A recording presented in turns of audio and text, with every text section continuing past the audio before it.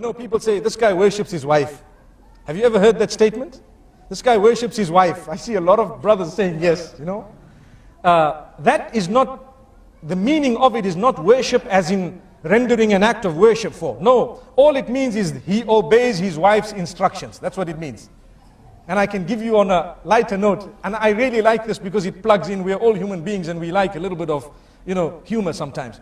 They say there was a king, and he called all his subjects, the males, and he says, anyone who is ruled by his wife, come in this line. And whoever rules his wife, where, you know, the instructions are not obeyed, so to speak, or they come from you as a man, then you stand in this line. So the whole community stood in the wrong line. Allahu Akbar. They all stood in a line saying, no, if my wife sees me in the other line, I'm dead meat. You see?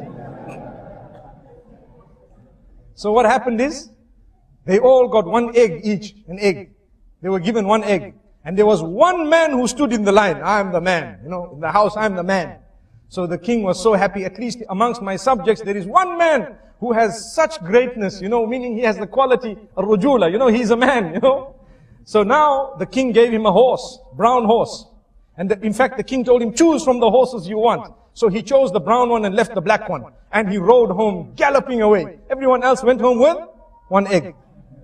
So when he got home, his wife, he looked at her and says, do you know what? She says, what? Today I got a horse because I'm the boss. You see? I got a horse because I'm the boss. She says, okay, that's good. Excellent. So you're the boss.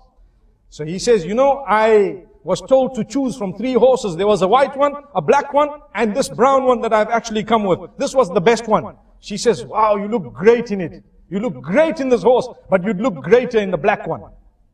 He says, well, not a problem. I had a choice. I can go back and get the black one. So he goes back galloping to the castle. And he says, oh king. The king says, yes, what's happening? He says, I just want to swap my horse. He says, why?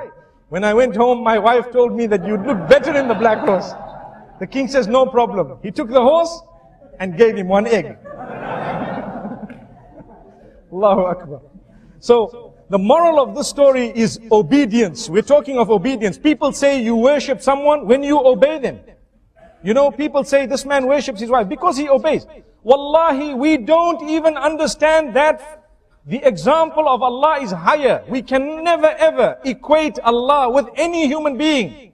But we need to know that ibadah of Allah subhanahu wa ta'ala is also connected to obeying His instructions. And Allah will not tell you to do something that is detrimental for you. He won't.